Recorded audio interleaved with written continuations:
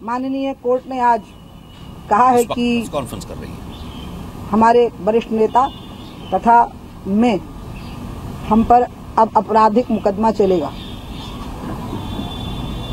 साजिश की हमने और उस साजिश के लिए हम पर आपराधिक मुकदमा चलेगा। मेरा ये कहना है कि कोई साजिश नहीं थी, सब कुछ खुल्लम खुल्ला था। साजिश तो तब होगी जब मन में कुछ और हो, बाहर कुछ और हो। मेरे तो मन में वही था, वही मेरे वचन में था, वही मेरे कर्म में था। मेरे मन वचन कर्म एक थे, कोई कंस्पिरेसी नहीं थी। मैं पूरे आत्मविश्वास के साथ, पूरे आत्मसम्मान के साथ मैंने राम मंदिर के आंदोलन में भागीदारी करी है। अब वकील कोर्ट में क्या जिरह करते हैं वो एक अलग विषय है, लेकिन मैं इस मामले में बिल्कुल स्पष्ट हूँ। मुझे राम मंदिर के आंदोलन में भागीदारी के लिए हमेशा गर्व रहा है। मैंने तिरंगे के लिए मुख्यमंत्री की कुर्सी छोड़ दी थी।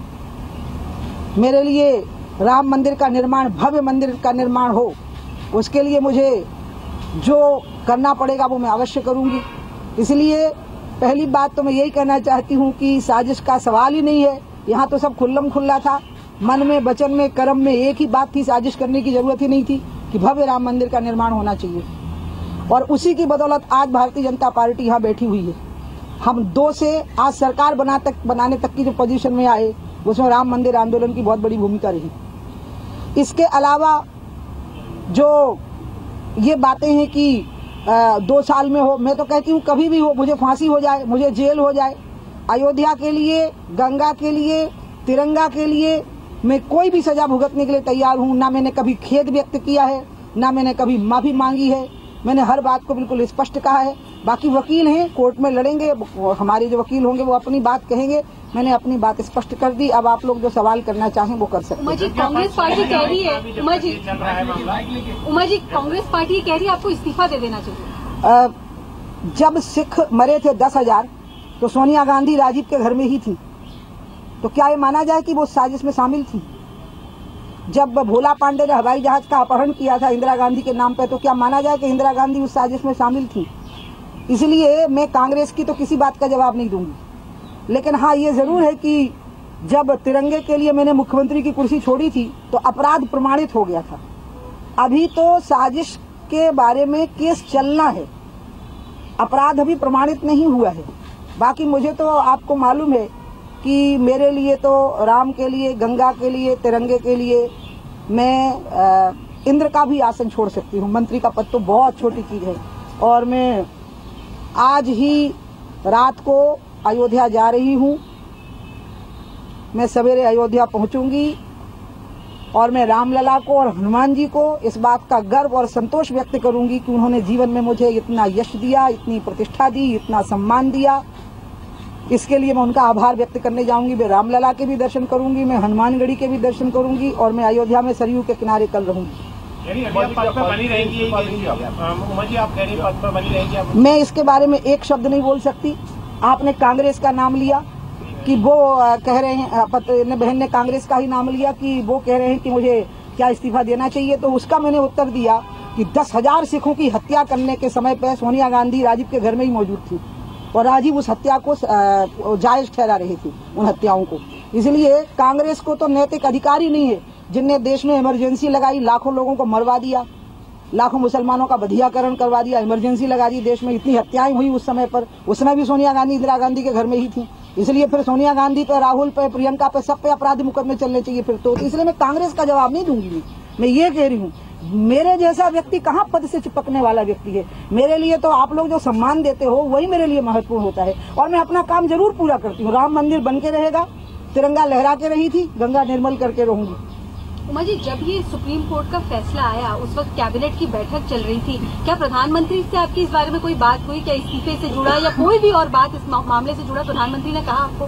कैबिनेट की बैठक तब समाप्त हो चुकी थी। उसके बाद हम लोग चाय पान कर रहे थे और उसके बाद में घर आ गई थी। जो फैसला आया है उसके समय में थोड़ा सा फर्क था, इसलिए इस संबंध में हमारी माननीय प्रधानमंत्री जी से कोई बात नहीं हो पाई है। लेकिन राम मंदिर पर जो मेरी आस्था है वो मेरी बिल्कुल निजी रहती है, बिल्कुल व्यक्तिगत रहती है। क्या आडवाणी जी या जोशी जी से कोई बात हुई? नहीं, मेरी अभी आप यकीन करिए, मैंने सबसे पहले आपको ही बुलाया क्योंकि मैं पूरी दुनिया को, पूरे भारत को संदेश देना चाहती हूँ कि राम मंदिर के बनने का अवसर आ गया।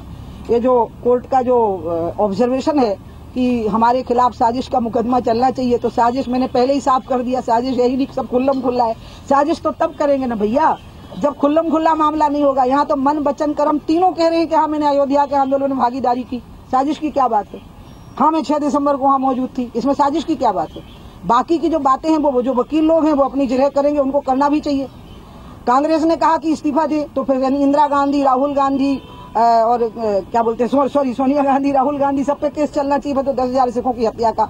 तो इसलिए उनकी बातों का मैं जवाब नहीं देना चाहती। बाकी मैं पद से चिपकने वाले लोगों में से नहीं हूँ। आज मैं कैफियत एक्सप्रेस से अयोध्या जा रही हूँ, कल मैं अयोध्या जाऊंगी, सरयू से पैदल जाऊंगी, रामलला के पैदल चल के अयोध्या की गलियों में दर्शन करूंगी, हनुमानगढ़ी की सीढ़ियां चढ़ूंगी, उनके दर्शन करूंगी और वहां ये संकल्प व्यक्त करूंगी कि राम मंदिर तो बनके ही रहेगा, कोई माई का लाल उसको नहीं रोक सकता। ये कोर्ट के थ्रू ही होना चाहिए या पार्लियामेंट को भी इसमें देखा जाए? अभी जो मैंने आपको पहले भी कहा था, मुझे लगता है मुझे वही बात रिपीट करनी पड़ेगी कि वो लैंड ऑफ डिस्प्यूट है, डिस्प्यूट ऑफ लैंड है। अब डिस्प्यूट ऑफ लैंड का जो सेटलमेंट है वो आउट ऑफ कोर्ट और कोर्ट दोनों में होता है। जो डिस्प्यूट ऑफ फेथ था वो खत्म हो गया था जब 2010 में सितंबर में जब ये फैसला आया कि बीच का जो डोम है वो रामलला का है, और जो चैलेंज हुआ है वो ये फैसला नहीं हुआ है, जमीन किसकी है इस पे अभी विवाद है।